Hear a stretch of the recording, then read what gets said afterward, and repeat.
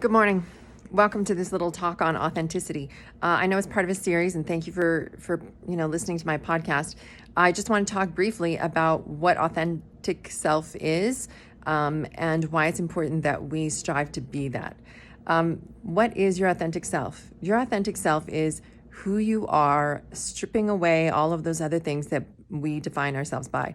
It's the part of you that shouldn't have a label. It's not your wealth, it's not your job, it's not your status, it's not your roles, not any of that. It is truly who you are on the inside. It's the stuff that you find beautiful. It's your values. It's your makeup. It's the person that you are when you're all by yourself, when you're not worried about anybody else's thoughts or feelings or judgments about you, because at the end of the day, it's none of your business what anybody else thinks of you. That was one of the best things that was ever taught to me.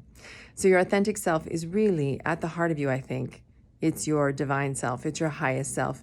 It's imbued with the purpose, about why you are here and what you were supposed to do with your natural abilities and your talents. And I think that your journey on this planet is about you discovering who that is and augmenting that and using that purpose in this lovingly designed universe to not only fulfill yourself, but help and serve others. And in doing so, that's what fulfills you, by doing what you love and who you are. And again, we're not talking your job, we're not talking your roles, we're not talking about that stuff, although it certainly can be part of that. So that is your authentic self. There's a wonderful story that I heard, and it was about a university professor, a teacher of philosophy, who wanted to test his class on what they understood about being self-aware. And so it's a written test, and he says, okay, there's this man. He's a self-actualized man, and he goes to a party. It's a very formal affair. It's black tie, it's tuxedos, it's ball gowns, that sort of thing. What is the self-actualized man wearing?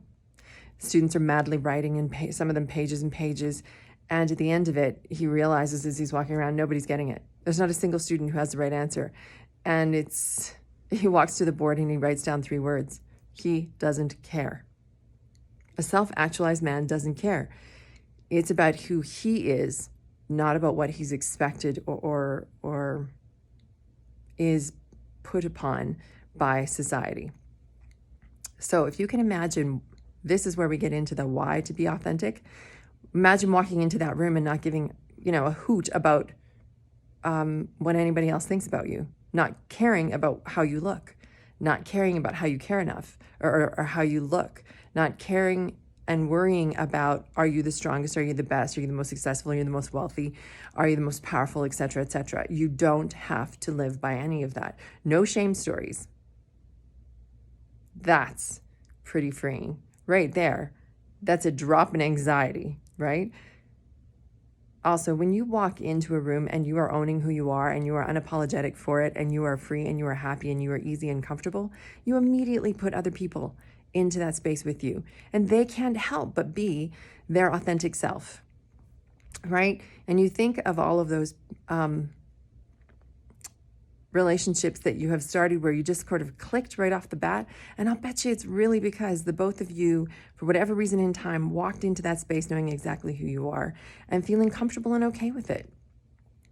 So the other part of why it's important to be authentic is we need the variety of you in the world. You came in with a very special, individual, and unique self. And that, like a cog and a gear in a machine, is meant to be a part of something to create and perpetuate this loving design in this universe toward the benefit of all of us, right? Toward the benefit of hopefully, fulfillment and joy.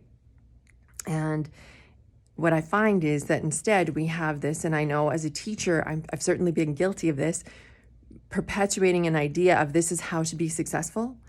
And I recently saw a picture of 6 lovely girls from a friend of mine. One of them was his daughter. And as I looked at this picture, something was really off about it. There's these lovely 16-year-old girls, and they all come from, different nationalities, and they're different heights, and They should be very, very individual. But they all had the exact same length of hair. They all had it exactly straightened, and it was absolutely glossy smooth. They all had perfectly white teeth, and they all had pretty much the same outfit on. There was no distinguishing feature that I can recall from any single outfit. They all had the same beatific smile on. They all were, there was no attitude from any of them. One picture like that should have said 1,000 words about who these people were, and it yet said nothing. And in fact, it should have said 6,000 words about who they were, and it didn't. I didn't know anything different from one girl to the next girl to the next girl. And then I hear stories about how this lovely, beautiful 6-year-old daughter of my friend is already getting picked on by that peer group for being a little bit chubby here or there. And let me tell you, not even close. I mean, these girls could have walked off Teen Magazine. But I think that's the point, is that is the rule by which we are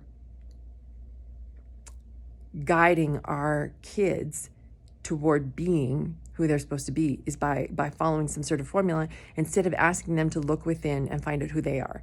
And maybe that's because we as adults are not looking in, finding out who we are. We are too busy worried about fitting into our peer group. It's a part of our primal fear. It's a part about fitting in, because once upon a time, if you didn't fit in, you starved. If you weren't part of the group, you froze. If you weren't part of your tribe, if you were ostracized from your tribe, it meant life and death. And now, the crimes by which we commit in our heads that get us ostracized from our group are ridiculous, and we really need to challenge those. We should not be the products at the end of a Lego line of little tiny Lego people that look exactly the same, that act exactly the same. We are not Lego people. These little beautiful children are not Lego people. So stop telling them exactly how to be and how to live to be successful. Because at the end of the day, to be successful is to be happy. And to be happy is to be you. You. Nobody else. We need to kick those formulas. I've run into a couple of executives this year who said to me, no, this is who I really am. This is my real self. I can't be this kind of person at work. I can't be me. I have to be totally something else. And it was like alarm bells going off in my head. And I'm thinking, I'm pretty sure those really large heads of companies, like Richard Branson and Oprah Winfrey and Elon Musk and Bill Gates and things, those are pretty authentic people, I would think, right? Like they seem to walk into the world, be who they are, own it, and are very okay with who they are. And maybe that's because they're very confident in their position in the world. Perhaps. I don't think so. I think that they have grown into a space where they realize, no, they can be who they are. And it doesn't mean that you have to kick out the role, because I get we all have roles and responsibilities and healthy boundaries to maintain. But if you feel like you have to park who you are at the door to get respect, then I would say to you, you got some internal work to do. You have got some inside work to do, because you should be able to walk into a room and be who you are and be respected. You shouldn't have to be feared. I think we've seen in the Me Too movement, et cetera, a lot of examples of people who have been ruling in a culture of fear, not in a culture of authentic respect. So I think you have to ask yourself on which side of the fence you want to be a leader in, and which side of the fence that we want to show our children to be leaders in. They own the next world. And I have a lot of faith in this generation. But we need to do some cleanup here. And I think it's the older generation that really needs to start stepping up and challenging the way that we have set things up. We really need to challenge that, because I'm not interested in building little Lego people. We need to be authentic to bring joy, happiness, and fulfillment to everybody. That should be the goal. I'm not saying it's attainable. It sounds like utopia, but shouldn't that be the goal? Thanks for tuning in. We'll talk a little bit more about authenticity next and how to get there.